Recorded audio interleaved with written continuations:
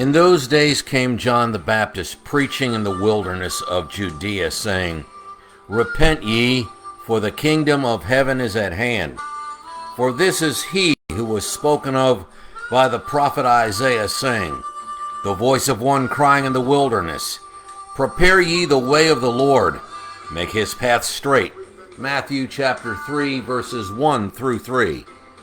The preaching of John the Baptist wasn't exactly according to diplomatic skills.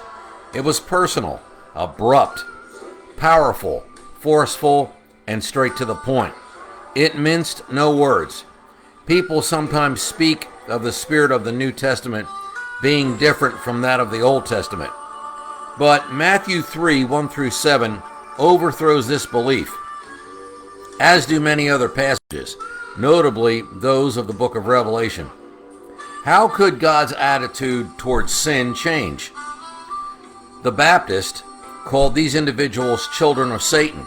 He declared the wrath of God was coming, that the axe of judgment was even then lying at the root of the tree of religious profession, and that if these moralists did not repent, they would be burned up as chaff in unquenchable fire.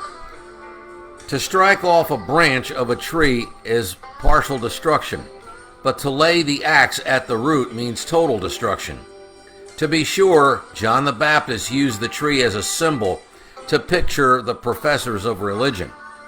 The voice of John the Baptist was the first voice of a prophet heard in Israel in some 400 years.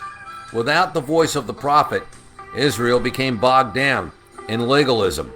Without the voice of the prophet, this is the direction the church always takes. It should be noticed that John's preaching carried away little foretelling. Almost all was in the class of forthtelling. In other words, John was a powerful preacher of righteousness, which is the major calling of the true prophet. John was the last of the prophets under the Old Covenant. He would be the greatest of all simply because he went immediately before the face of Jehovah, Messiah. In fact, he introduced Christ. How much preaching presently measures up to that carried out by the Baptist?